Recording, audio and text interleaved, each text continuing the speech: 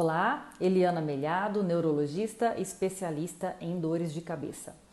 O vídeo de hoje será sobre os tratamentos profiláticos atuais na enxaqueca.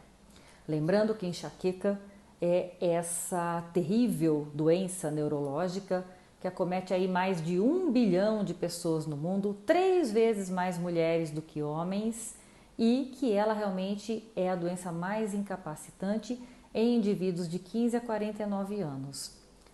Porém, não se vitimize e sim procure tratamento adequado. Antes de entrar nos novos tratamentos, o que é interessante falar é que nós temos que dividir o tratamento em 3 tipos.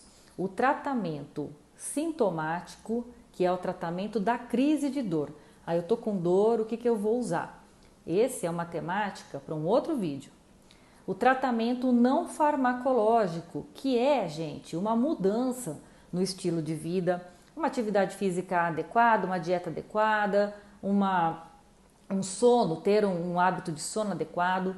E esse tratamento não farmacológico também vai depender do que a paciente nos apresenta na história clínica para nós orientarmos. Sempre há alguma estratégia em que não usamos remédios que o paciente precisa seguir. E aí o que nós precisamos alertar é que esse também é um tema para um outro vídeo. E nós temos o tratamento preventivo ou profilático, que é o tratamento que fazemos ali ao longo do tempo para que a doença realmente não se manifeste mais, ou pelo menos que haja um grande controle da doença, no sentido de redução de frequência das crises, redução da intensidade das crises, redução da duração das crises, melhora da resposta aos tratamentos que nós fazemos a hora que a pessoa está com a crise de dor e realmente uma redução da incapacitação que essa doença causa e quem sabe até redução da progressão da doença, quem sabe até a dessensibilização cerebral dessa pessoa para que ela não volte a manifestar. Então, o tratamento preventivo realmente é uma das melhores soluções para enxaqueca nesse momento. E nós temos várias classes de remédios ou medicamentos que são utilizadas para essa prevenção. Tudo vai depender de perfil do paciente, indicações e contraindicações e outras doenças que o paciente apresenta. Então, às vezes tem uma medicação perfeita para aquele paciente de acordo com os perfis de ter uma indicação extra ou de ter uma contraindicação. Quais são as categorias de medicamentos? Então, nós temos os beta-bloqueadores, que é, por exemplo, o metoprolol e o propranolol, que são eficazes. Os antidepressivos, como, por exemplo, amitriptilina, nortriptilina, venlafaxina, duloxetina. Nós temos os anticonvulsivantes, que são, por exemplo, o topiramato, o valproato e o divalproato e até a gabapentina. Nós temos vitaminas, como a vitamina B2, a vitamina B6. Nós temos suplementos, como coenzima Q10, nós temos fitoterápicos como petacites híbridos e o tanacetum partênio, nós temos melatonina que pode ser utilizada e nós temos os novos tratamentos que são os anticorpos monoclonais e os gepantes e nós temos a toxina botulínica A, especificamente somente um tipo de toxina é aprovada para o tratamento da enxaqueca crônica, não da episódica, isso é importante ser colocado aqui, não é qualquer enxaqueca que tem indicação de toxina botulínica, mas sim aquela enxaqueca que acontece 15 ou mais dias por mês no paciente, na paciente. E aí nós temos, né, dentre essas classes todas de medicamentos, nós temos outras medicações sendo estudadas, dentre essas categorias nós indicamos o tratamento de acordo com o perfil do paciente. Muitas vezes essa decisão pode ser compartilhada, desde que haja, por exemplo, mais de uma possibilidade que nós possamos passar para o nosso paciente. E antes de eu entrar nas medicações novas, eu preciso falar que o paciente não pode se automedicar. Esse tipo de medicação tem que ser com prescrição médica, porque é um tratamento e ele é muitas vezes com receita controlada. Então, isso precisa realmente ser esclarecido aqui. Então, vamos para as novas classes, que são os anticorpos monoclonais e os gepantes. Interessante é que foi estudada uma molécula que chama CGRP, que é o peptídeo relacionado ao gene da calcitonina, e essa molécula, que é uma proteína, o próprio nome dele fala, peptídeo, ele é liberado na parte cerebral, em outras partes do corpo, mas na questão da enxaqueca, ele é liberado no tronco cerebral, no sistema trigêmeo vascular, na crise de enxaqueca. E esse peptídeo, essa molécula, ele se liga a um receptor apropriado, que é o receptor do CGRP, então essa é a sigla dessa molécula, CGRP, e aí ele faz as ativações dos vasos sanguíneos, levando a vasodilatação, e ele também ativa outros neurônios, levando a sensibilização do próprio cérebro a ter mais dor. Então é uma molécula que conduz a muita dor, a muito dolorimento, e explica bastante da fisiopatologia da enxaqueca. Mas lembrar que não é a única molécula, porém sendo estudada, e foram desenvolvidos muitos tratamentos voltados para retirar essa molécula de circulação ou para esses tratamentos, essas outras moléculas que seriam os medicamentos, grudarem no receptor desse CGRP e não deixar acontecer as ações do CGRP. Então, os anticorpos monoclonais é um anticorpo realmente, ele é como uma vacina, porque ele faz como um anticorpo que vai, no caso, se ligar ao CGRP ou ao receptor do CGRP, e ele vai então impedir as ações dessa molécula nos vasos sanguíneos, nos mastócitos, no músculo liso e nos outros neurônios. E aí você não tem a reação inflamatória da enxaqueca e muito menos a sensibilização desses vasos.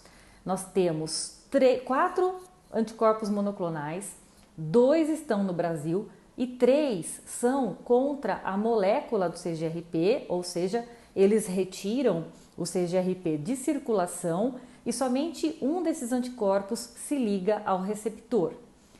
Os anticorpos são moléculas grandes realmente, que têm um peso molecular muito grande e não atravessa a membrana celular.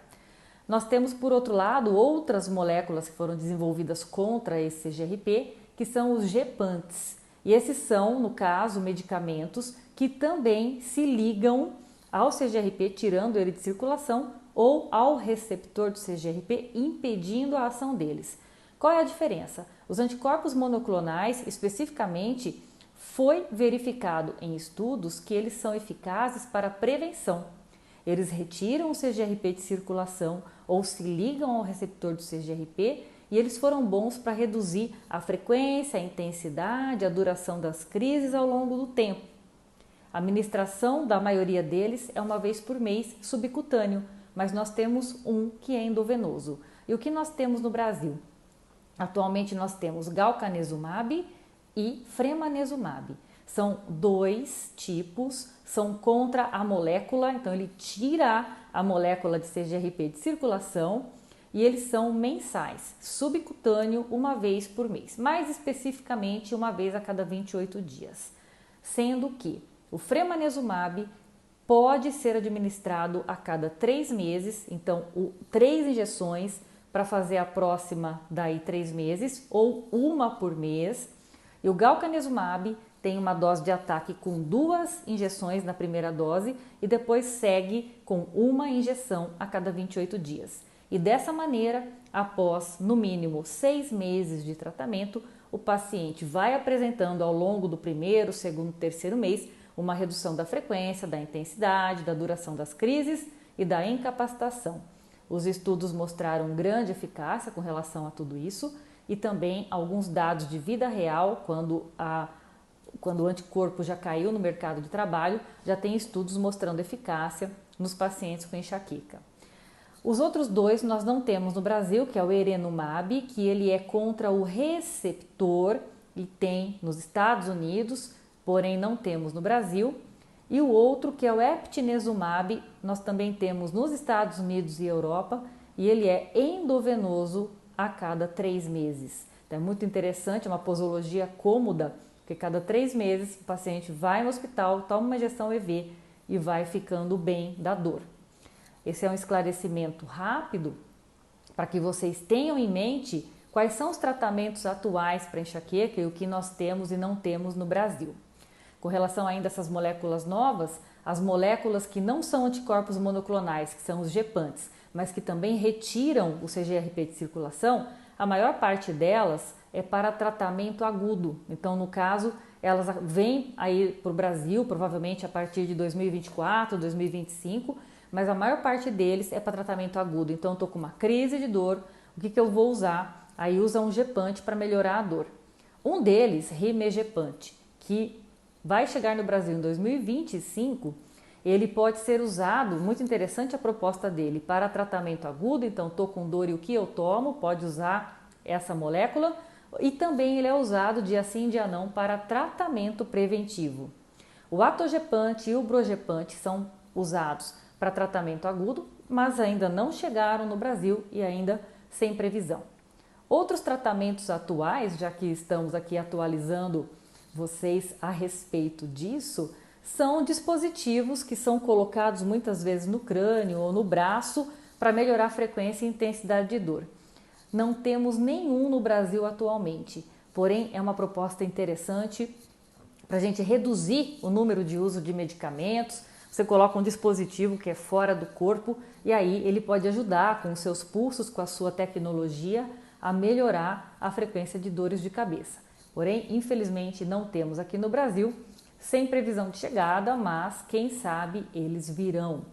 Pessoal, esse vídeo então é para elucidar, esclarecer os novos tratamentos. Lembrar que todos esses tratamentos é com prescrição médica. Meu conselho aqui para vocês, não se automediquem e lembre-se, qualidade de vida, uma vida sem dor é construída, não cai no colo. Ok? Essa é a mensagem do vídeo de hoje.